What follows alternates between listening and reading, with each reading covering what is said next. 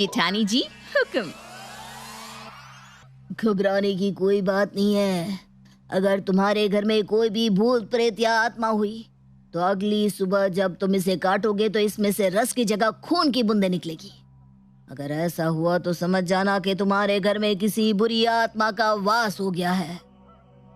लेकिन अगर सच में हमारे घर में कोई आत्मा हुई तो फिर हम क्या करेंगे? भाभी मुझे तो बहुत डर लग रहा है। आप ऐसा करो, आज रात ये नींबू लेकर आप घर चली जाओ। मैं अपनी सहेली के यहाँ रुक जाती हूँ। अरे मैं अकेले क्यों जाऊंगी भला? अब तो जो भी होगा हम साथ मिलकर उसका सामना करेंगे। भाभी चुपचाप ये नींबू छोटी भाभी के कमरे में रख देते हैं। आप देखना सुबह तक पक्का ये नींबू लाल हो जाएगा। आधी रात के बाद लीना और टीना दबे पांव छोटी बहू सिद्धि के कमरे में पहुंचते हैं और दरवाजे के नीचे से धीरे से उस नींबू को अंदर की ओर लुढ़का देते हैं। चल तू जलाल, तू आई बला को टाल तू। हे भगवान हमारी रक्षा करना। अगले दिन सुबह, ये लो चाकू और ये नींबू काटो। लीना चाकू लेकर जैसे ही नींबू को बीच से काटती है, नींबू का रंग बिल्कुल लाल दिखाई देता है। लीना नींबू को दूर फेंक देती है। तभी उन्हें किसी के हंसने की डरावनी आवाज सुनाई देती है और कमरे की लाइट बंद हो जाती है। ये क्या हो रहा है? कमरे की लाइट अपने आप बंद कैसे हो गई? अरे नालायक, डर क्यों रही है? इतनी जल्दी अपनी सास को भूल गई क्या? क्या सास? तेरी सास। इतना कहते ही कमरे की लाइट ऑन हो जाती है और उन्हें अपने सामने सिद्धि खड़ी हुई दिखाई देती है। सिद्धि के बाल बिखरे हुए थे, आंखों का काजल फैला हुआ था और उसका चेहरा बहुत ही भयानक नजर आ रहा था। सिद्धि को देखकर लीना और टीना के मुंह से चीख निकल जाती है। छोटी भाभी ये क्या हाल बना रखा है आपने? और ये कैसी भयानक आवाज निकाल रही हैं आप? ये कोई समय है मजाक करने का? चुप कर नालायक, अपनी माँ को नहीं पहचाना तूने? माफी मांग, नहीं तो अभी तेरी अकल ठिकाने लगाती हूँ। माँ ये सच में तुम ही हो क्या? और नहीं तो क्या। उम्र बढ़ गई लेकिन अकल तेरे अंदर आज भी ढेले भर की नहीं आई। रहेगी तू गधेड़ी की गधेड़ी ही। मैंने कहा माफी मांग। मुझे माफ कर दो माँ, मुझसे गलती हो गई। ऐसा नहीं, पैर पकड़कर मांग माफी। मुझे माफ कर दो माँ, मुझसे गलती हो गई, लेकिन मुझे कुछ मत करना, मुझे जाने दो। इतना कहकर लीना वहां से भागने लगती है। सिद्धि लीना का हाथ पकड़कर खींचती है। अरे गधेड़ी, जाती किधर है? इधर बैठ और मैं जो कहती हूँ ध्यान से सुन। माँ तुम बताओ ना क्या करना है, जैसा तुम कहोगी हम वैसा ही करेंगे। टीना बहू, सबसे पहले तू जाकर मेरे लिए बढ़िया खाना बना। बहुत दिन हो गए कुछ बढ़िया और स्वादिष्ट नहीं खाया। जी माँ जी, मैं अभी बनाती हूँ। आप जो कहेंगे मैं सब बनाऊंगी। लेकिन एक बात पूछनी थी माँ जी, मरने के बाद भी भूख लगती है क्या? तो भी चलना मेरे साथ, तुझे भी पता चल जाएगा मरने के बाद कैसा फील होता है। चलेगी ना? नहीं नहीं नहीं नहीं नहीं, मैं तो ऐसे ही पूछ रही थी। बनाती हूँ, अभी बनाती हूँ। आपकी पसंद का पूरी, सब्जी, खीर, कचौड़ी, जो जो आपको पसंद था सब बना कर ले आती हूँ। बस आप मुझसे ना नाराज मत हो ना, मुझे अभी ऊपर नहीं जाना है। देखो भाभी, सब कुछ ना एकदम बढ़िया बनाना, माँ को शिकायत का कोई मौका नहीं मिलना चाहिए। ऐ गधेड़ी, तू इधर बैठकर क्या भाषण दे रही है? जितनी देर में टीना खाना बनाएगी ना, तू पूरे घर की सफाई करेगी।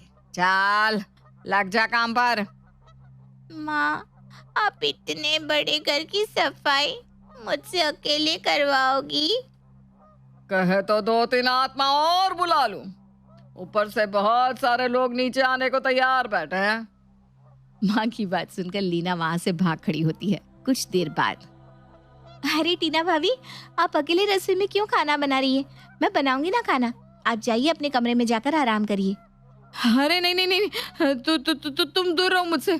तुम जाओ अपने कमरे में बैठो, मेरे पास खड़ी मत रहो। भाभी मुझसे कोई गलती हो गई है क्या? अरे नहीं मेरी माँ, गलती तो मुझसे हो गई। मैंने कहा ना तुम जाओ, जाकर अपने कमरे में बैठो। माँ जी नाराज हो गई ना तो मुझे प्रॉब्लम हो जाएगी। माँ जी कैसे नाराज हो सकती हैं? उन्हें तो मरे 2 साल हो चुके हैं ना। अरे यार, तुम्हें समझ में रहा है क्या? जाओ ना अपने कमरे में, मैं कर लूंगी काम, कहा ना। बड़ी अजीब बात है, रोज तो किसी भी काम में मदद करने के लिए तैयार नहीं होती थी और आज मुझे कोई काम करने नहीं दे रही है। अरे लीना दीदी, आप क्यों पूरे घर की सफाई कर रही हैं? हैं? लीना दीदी, इसका मतलब माँ चली गई क्या? माँ यहाँ कैसे आ सकती है? क्या कैसी बहकी बहकी बातें कर रही हैं? अभी टीना भाभी भी कुछ ऐसा ही बोल रही थी। बात क्या है, कोई मुझे भी तो बताओ।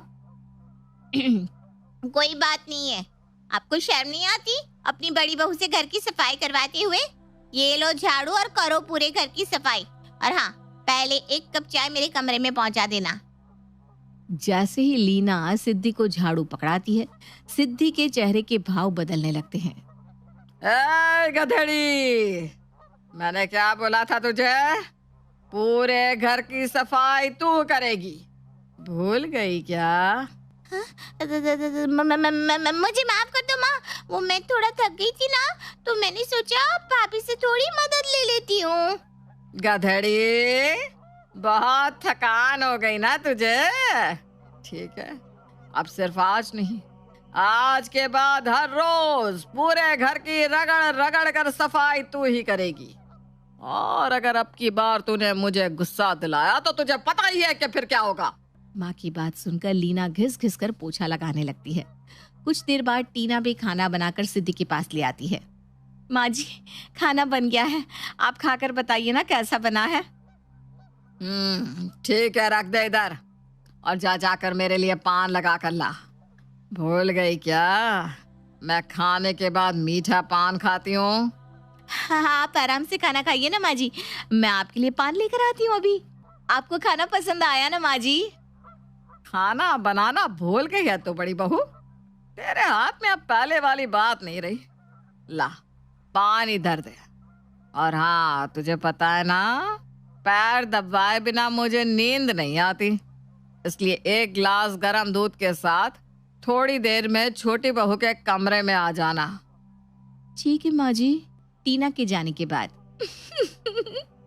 ये हुई ना बात, मेरा तीर एकदम सही निशाने पर लगा है।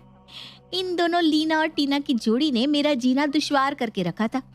मैंने भी दोनों की अकल ठिकाने ना लगा दी तो मेरा नाम भी सिद्धि नहीं। अब ये दोनों मिलकर घर का सारा काम करेगी और मैं अपने कमरे में आराम। बस इतना ही नहीं, काम के साथ साथ अपनी सेवा भी करवाऊंगी। कुछ दिन पहले, सिद्धि, देवर जी ने इस महीने भी घर खर्च नहीं भेजा। तुम्हारा पति पैसे तो भेजता नहीं, हर महीने शहर से चिट्ठी भेज देता है। हाँ, तंग है, पैसे अगले महीने भेजेगा। ऐसा है ना कि तुम्हारा पति तो तुम्हें यहाँ छोड़कर भाग गया, लेकिन मैं तुम्हें यहाँ मुफ्त की रोटियां नहीं खिलाने वाली। आज से घर का सारा काम तुम करोगी, समझी? भाभी, आप ये किस तरह से मुझसे बात कर रही हैं? माँ जी ने कभी मुझसे इस तरह की बात नहीं की। अगर आपने पराग जी को व्यापार से बेदखल ना करा होता तो वो क्यों ऐसे शहर की खाक छानने के लिए जाते? माँ जी ने ऐसे बात नहीं की ना, तो तू ऐसा कर, माँ जी के पास ऊपर ही चली जा।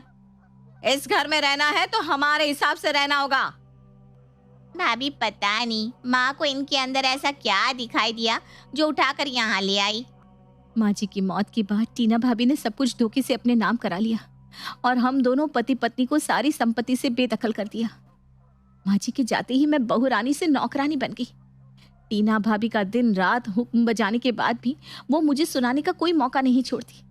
भाभी, आप जो कुछ भी कर रही है ना, उससे माँ जी की आत्मा को बहुत दुख पहुंच रहा होगा, उन्हें कभी शांति नहीं मिलेगी। अरे तेरी माँ जी ऊपर चली गई है और अब मैं तेरी माँ जी से नहीं डरती। और तू कान खोल कर सुन ले, अब मैं ही तेरी सास हूँ और मैं ही जेठानी। अगर इस घर में रहना है तो जो हुक्म जेठानी जी, ये कहना सीख ले। टीना का घर में दबदबा देख ननद लीना भी उसके साथ हो गई थी। लीना और टीना मिलकर अब सिद्धि के ऊपर रोब झाड़ती और तरह तरह से उसे सताती। घर के काम तो उससे करवाती ही साथ ताने देकर उसका अपमान भी करती। आखिर सिद्धि कब तक ये सब बर्दाश्त करती? एक दिन उसे इन सब से निपटने का एक आइडिया सूझा। क्यों ना मैं ऐसा नाटक करूं कि माँ जी की आत्मा मेरे अंदर आ गई है और फिर इन लीना और टीना की अकल ठिकाने लगा दूंगी। सिद्धि आत्मा आने का ड्रामा करती है जिसमें लीना और टीना बड़ी आसानी से फंस जाते हैं। कुछ दिनों तक सिद्धि बड़े आराम से ये ड्रामा चालू रखती है कि सास निर्मला की आत्मा उसके अंदर आ गई है और जिठानी और ननद से घर के सारे काम कराने के अलावा अपनी खूब सेवा भी कराती है। लेकिन एक दिन आधी रात के समय सिद्धि की आंख खुलती है तो वो देखती है कि उसके कमरे में रखी रॉकिंग चेयर चूं चूं की आवाज करके हिल रही है। कौन है वहाँ? सिद्धि के पूछते ही चेयर हिलना बंद हो जाती है। सिद्धि उठकर चेयर के पास पहुंचती है तो देखती है कि चेयर बिल्कुल खाली है। तभी उसे अपने पीछे से आवाज सुनाई देती है। क्या हुआ सिद्धि, घबरा गई क्या? कौन है वहाँ? सिद्धि की इतना पूछते ही उसे अपने सामने अपनी सास निर्मला दिखाई देती है। ये नहीं हो सकता, ये बस मेरा वहम है। मेरा नाम लेकर बहुत राज कर लिया तूने इस घर पर। अब तू सबको सब कुछ सच बताएगी, समझ गई? माँ जी मैं तो बस। तू बताएगी या मैं तेरे अंदर आकर खुद सबको सच्चाई बताऊं? नहीं, मैं खुद बता दूंगी, पक्का। सिद्धि जेठानी टीना और ननद लीना को बुलाकर लाती है। आज तक मैंने माँ जी बनकर आप दोनों से जो भी कहा, जो भी किया, वो सब एक नाटक था। क्या कहा? वो सब नाटक था? तू गई अब काम से। तुझसे सड़क किनारे भीख ना मंगवा दी ना तो कहना। अच्छा, तो तू मेरी बहू से भीख मंगवाएगी? ये किसकी आवाज है अब? सिद्धि उंगली से निर्मला की ओर इशारा करती है। माँ जी आप? हे भगवान, मुझे चक्कर आ रहे हैं। अगर तूने सिद्धि और पराग को जरा भी परेशान किया तो तेरी खैर नहीं, और जो कुछ भी तूने धोखे से छीना है चुपचाप वापस कर दे, वरना। मैं समझ गई, सब समझ गई माँ जी। मैं हमेशा सिद्धि के आसपास ही हूँ और टीना लीना तुम पर नजर रखे हुए हूँ। लीना, 1 सप्ताह के अंदर अपने ससुराल वापस चली जा और फिर कभी लौट कर मत आना। बस फिर क्या था, वो दिन था और आज का दिन है। निर्मला निवास खुशी और ठहाकों से गूंज रहा है। न भाई भाई के बीच कोई झगड़ा है, ना ही तकरार, बस प्यार ही प्यार। ननद लीना भी अपने ससुराल में खूब खुश है। अब ये परिवार इतना खुश कैसे है, उसकी वजह तो अब आप जानती ही हैं। सही कहा ना?